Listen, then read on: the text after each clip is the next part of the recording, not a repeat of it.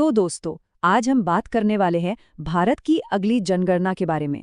ये एक बहुत ही ज़रूरी टॉपिक है क्योंकि ये सीधे सीधे देश के हर परिवार से जुड़ा है। तो इस वीडियो को अंत तक ज़रूर देखिएगा क्योंकि इसमें ऐसी जानकारी है जो सबके काम आएगी। तो होने क्या वाला है? देखिए, सरकारी अधिकारी घर घर आएंगे और ये जो पूरी प्रक्रिया है ना जनगणना और एनपीआर की, इसके तहत वो आपसे कुल 33 सवाल पूछेंगे। 33 सवाल सुनने में शायद ज्यादा लगे, है ना? पर घबराने की कोई बात नहीं है।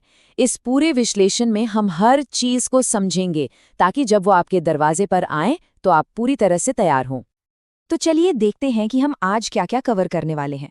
सबसे पहले समझेंगे कि ये जनगणना है क्या, फिर जानेंगे कि ये इतनी ज़रूरी क्यों है, कौन कौन से सवाल पूछे जाएंगे, कौन से डॉक्यूमेंट्स लग सकते हैं और आखिर में तैयारी के लिए कुछ ज़रूरी बातें।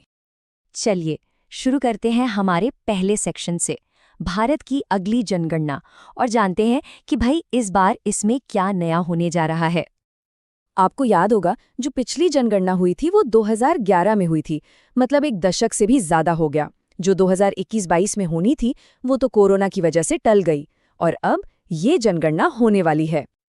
और इस बार का सबसे बड़ा, सबसे अहम बदलाव जानते हैं क्या है? पहली बार ऐसा होगा कि इस जनगणना में जाति के आधार पर भी जानकारी इकट्ठा की जाएगी। ये एक बहुत बड़ा कदम है। ठीक है, ये तो समझ आ गया कि जनगणना हो रही है और उसमें नया क्या है, पर सवाल ये उठता है कि आखिर ये इतनी ज़रूरी क्यों है? इसका हमारे आपके परिवार पर क्या असर पड़ता है? चलिए समझते हैं। देखिए, इसका सबसे बड़ा असर पड़ता है आपकी आर्थिक पहचान पर। आप जो भी जवाब देंगे ना, उसी के आधार पर सरकार ये तय करती है कि आपका परिवार एपीएल है यानी गरीबी रेखा से ऊपर, या फिर बीपीएल यानी गरीबी रेखा से नीचे।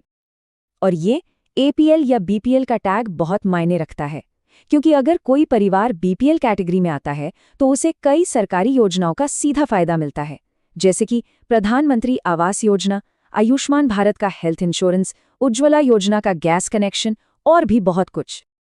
इसीलिए एक बात गांठ बांध लेनी चाहिए, जनगणना में जो जानकारी आप देते हैं वो आपकी आर्थिक स्थिति, आपकी पहचान का आधार बन जाती है। और सबसे बड़ी बात, इसमें की गई गलतियों को बाद में ठीक करवाना भाई बहुत मुश्किल होता है। चलिए, अब जब हम इसका महत्व समझ चुके हैं तो सीधा मुद्दे पर आते हैं। वो कौन से 33 सवाल हैं जो आपसे पूछे जाएंगे?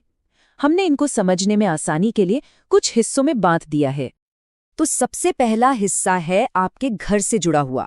पहले जो 7 सवाल होंगे वो पूरी तरह से आपके मकान की स्थिति के बारे में होंगे, जैसे कि आपका मकान नंबर क्या है, बिल्डिंग की हालत कैसी है, नई है या पुरानी, दीवारें किस चीज़ की बनी है, ईंट की, मिट्टी की, छत कैसी है, कंक्रीट की या खपरेल की, और इस घर का इस्तेमाल आप रहने के लिए करते हैं या किराए पे दिया है। घर की बात हो गई, अब आते हैं घर में रहने वालों पर, यानी दूसरा हिस्सा आपके परिवार से जुड़ा है। और यहाँ पर एक बहुत ही ज़रूरी सवाल आता है जिस पर आपको पहले से सोचना होगा। क्या आप एक संयुक्त परिवार के तौर पर रजिस्टर होना चाहते हैं या फिर अलग अलग परिवारों के रूप में?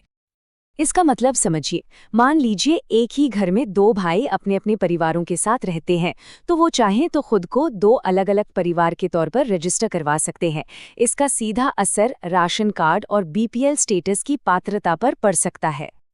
इसके अलावा और भी ज़रूरी सवाल होंगे, जैसे परिवार में कुल कितने लोग हैं, घर का मुखिया कौन है, उनका नाम और लिंग क्या है, आपकी जाति श्रेणी क्या है, एससी, एसटी, ओबीसी या अन्य, घर आपका अपना है, पुश्तैनी है या किराए का है, घर में कुल कितने कमरे हैं और परिवार में शादीशुदा जोड़े कितने हैं।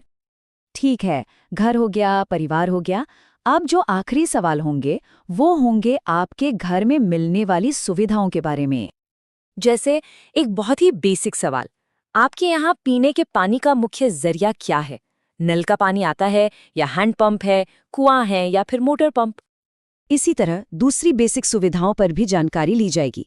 क्या आपके घर में बिजली का कनेक्शन है, घर के अंदर टॉयलेट है, और खाना पकाने के लिए आप क्या इस्तेमाल करते हैं, क्या गैस जैसा साफ ईंधन है?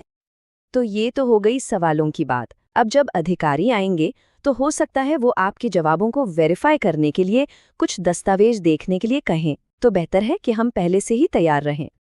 वैसे तो वो कोई डॉक्यूमेंट जमा नहीं करेंगे, पर हाँ, वो देख जरूर सकते हैं, जैसे पहचान के लिए आधार या वोटर आईडी, परिवार की जानकारी के लिए राशन कार्ड, घर के मालिकाना हक के लिए जमीन के कागजात और सुविधाओं के लिए बिजली का बिल या गैस की कॉपी।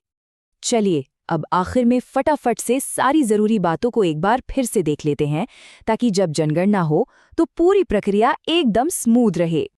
एक बात तो साफ है, जनगणना का सही डेटा न सिर्फ आपके परिवार को मजबूत बनाता है, बल्कि देश के भविष्य को भी सही दिशा देता है। आपकी तैयारी बहुत मायने रखती है।